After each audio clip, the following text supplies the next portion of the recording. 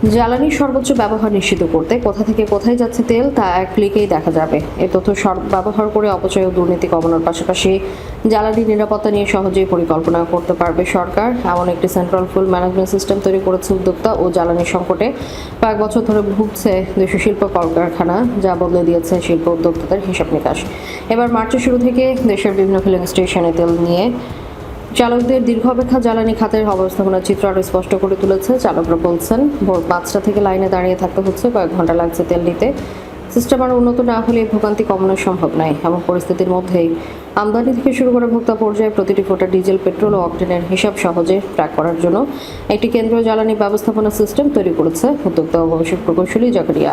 Central fuel management সিস্টেমের উদ্ভাবক প্রকৌশলী জাকারিয়া মল্লিক বলেন, এলসি খোলা থেকে শুরু করে গ্রাহকদের কাছে জ্বালানি পৌঁছানো পর্যন্ত পুরো প্রক্রিয়াকে একটি কেন্দ্রীয় মনিটরিং পোর্টালে আনা হবে, যার মাধ্যমে প্রতিটি ফোঁটা জ্বালানি ট্র্যাকিং সম্ভব হবে।